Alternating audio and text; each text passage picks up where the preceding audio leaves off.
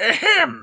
Yes, hello? Have you finished hunting them yet? Hunting who? The specific list of targets I made for you hours ago. Oh, yeah, that, I don't really want to hunt them. You, what? So I just hunted things that I enjoyed more instead. But the quest. Who cares about quests? I'm not here for quests, I'm here for fun. Gordon! Okay, fine, I'll do the quest. Ladies, gentlemen, and monsters of all ages, Today it's time for something slightly different. Yes, today is not about my personal opinions or biases. It is based entirely upon community input. Input that you have given by simply going out and hunting monsters. Capcom have just released the information on the most and least hunted monsters in a given week. In this case, April 17th to April 23rd. And for the most part, this should actually be quite indicative of the most and least hunted monsters in all of Iceborne. After all, if you're still hunting them this much 6 months into the game, there must be a reason it is them instead of other monsters. So today, ladies and gentlemen, I present to you the top 5 least and most hunted monsters in Iceborne.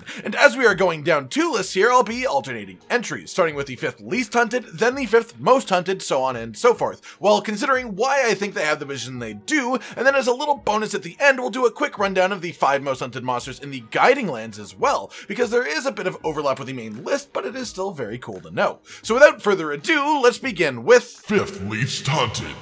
As you can see, I have provided at no cost to you this complimentary pile of rocks. Shara Valda.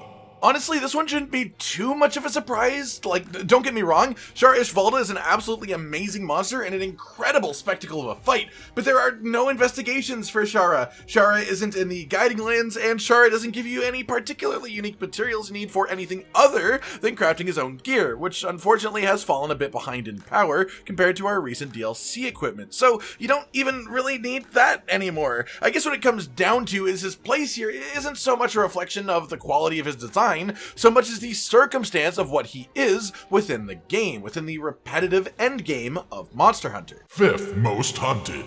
Fire! Teostra.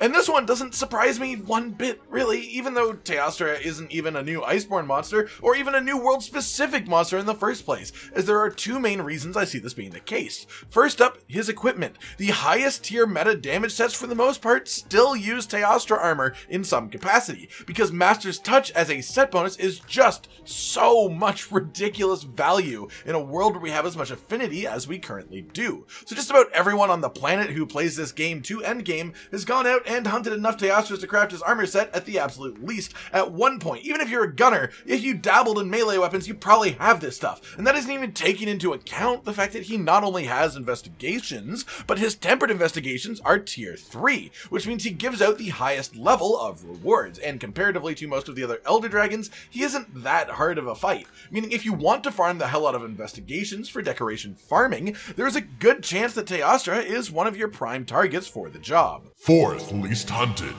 Makes me want to explode the sun and banish the earth into darkness. Seething Basilgeuse. And this one's really sad to me, but I sort of get where it's coming from, too. I think Seething is an absolutely fantastic monster, but you can really see the impact here of him being invited to the Guiding Lands really, really late, and of him losing his invader status that he had in Base World. People just don't really think about him anymore. His quests compared to his difficulty aren't hugely worth it from a value standpoint, but he as a monster is so damn cool that this really is upsetting to see. I guess there always has to be 5 monsters that are the 5 least hunted monsters in the game, but to see one this cool here is just really sad to me. That said, this does ring pretty true with my own experiences too. I actually don't think I've fought more Seething Basilgeuse than I can count on all of my fingers and toes since the start of Iceborne, and I don't even have that many fingers and toes since the incident. Just kidding, I have all 13 of both. 4th most hunted. Awaken the heart of the dying star. Safi'jiiva. Who didn't see this one coming, though? Honestly, I mean, it definitely makes sense as a general thing, as I think anyone who really wanted to make use of Safi'jiiva weapons, which is most people, hunted the absolute hell out of Safi'jiiva when he first came around. But then you run out of Dracolite for upgrading things and you need to fight him some more, because to this day, a number of his weapons are still meta, which means if you want to explore a new weapon or even just a new build, you probably need more Dracolite, which means hunting more Safie, to the point that 5 months after his release, he is still the 4th most hunted monster. Add on top of this how cool his entire design is, the fact that he is adult Zinogre, and all of the absolutely badass looking abilities that he has, and this one just plain makes sense. Third least hunted. Royal Air Force doesn't let chickens bind the controls of a complex aircraft. Yian Garuga.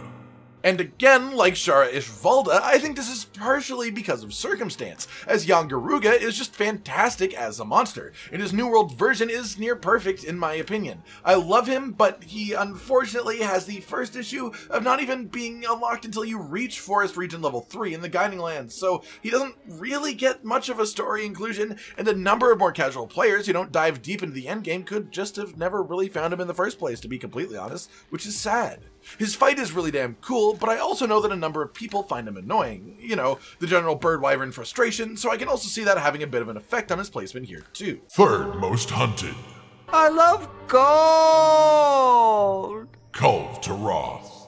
And if we are talking about circumstance, then this is totally it. As mentioned at the beginning, this data was specifically taken from the week of April 17th to April 23rd, and as you may remember, a certain golden Mama Jagras was released into Master Rank late night on the 22nd, meaning considering the reset times, there was almost an entire day between her release and the end of this data collection. So within that one day, a quote-unquote new monster was hunted so much to become the third most hunted monster that week. That is crazy to me, but I guess that's the way that updates work, right? Everyone logs on to hunt new thing, and yet I'm actually pleasantly surprised to see that she didn't wind up number 1 even through that, as that tells me that the community is still active enough that their general hunting of 2 monsters for a week still overshadowed the release of an entirely new update monster. So that's a really cool thing to note too. I think outside of this week, I wouldn't expect her to really be here at all. Instead, I would probably expect to see something like Rajang, who is super high up on the Guiding Lands most hunted list, but didn't quite make the cut for this one during this specific week. Second least hunted.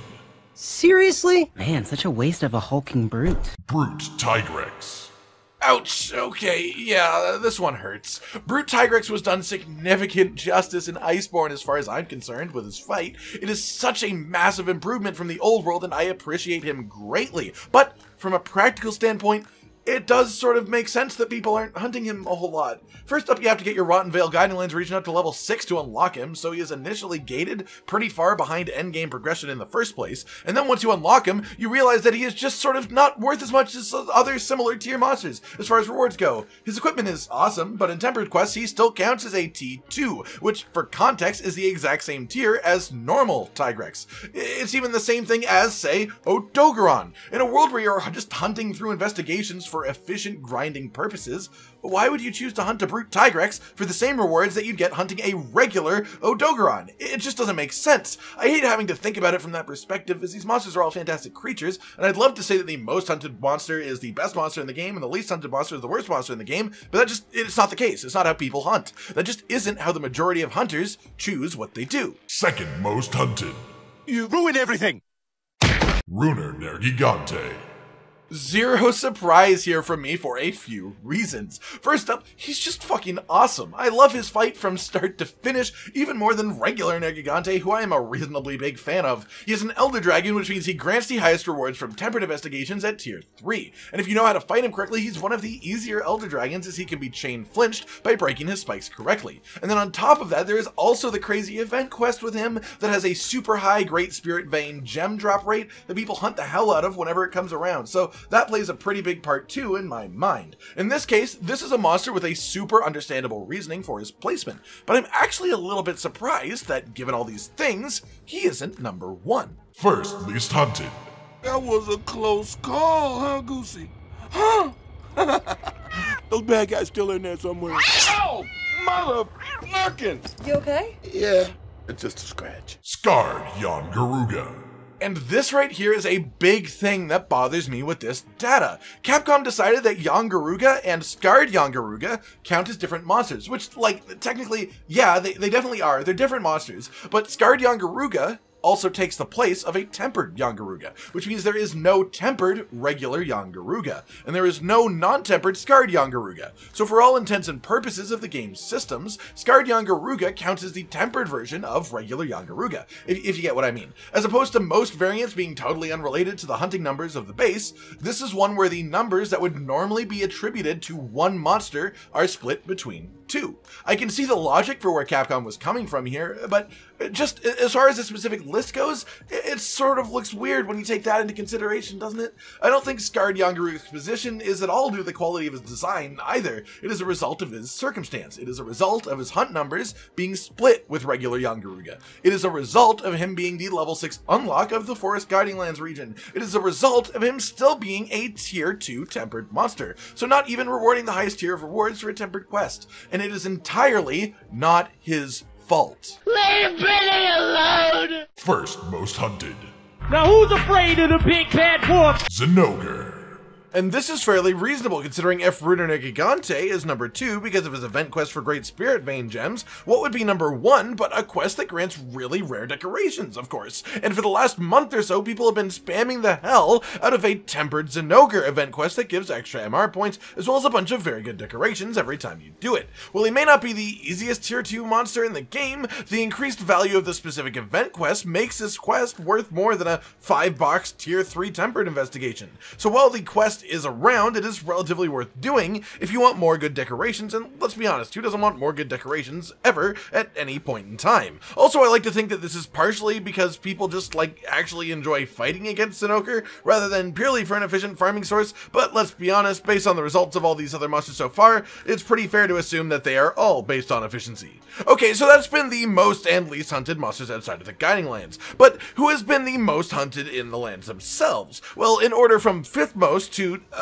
most, we have Nemiel, Velkhana, Zinogre, Rajang, and Runer Gigante. These all make sense to me. Aside from Zinogre, they all have specific super valuable rewards that you need for weapon augmenting stuff. And then, you know, maybe my musing about Zinogre is actually the case. I mean, his fight in Iceborne is awesome, so hey, maybe people just genuinely enjoy fighting him.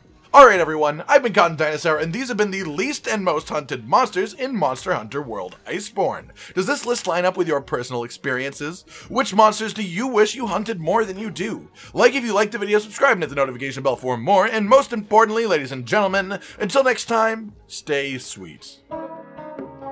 This is the brand new outro to tell you all the things that you do that we love, so let's start with something simple and say, oh, we love your eyes. When they're watching us play video games, when we make a bunch of jokes that are kinda lame, or when they gaze upon our failures as we try to kill the monsters or important news about the Kingdom Animalia. Rage, Con, and Hollow are all here, talking about the things you want to hear, so if you want to be the first to hear, like and subscribe and the bell and we'll cheer. Some of you are patrons even though we are all the noobs and you're the pros. There's nothing we can do to thank you. No, really, there's nothing we could possibly do. Goodbye.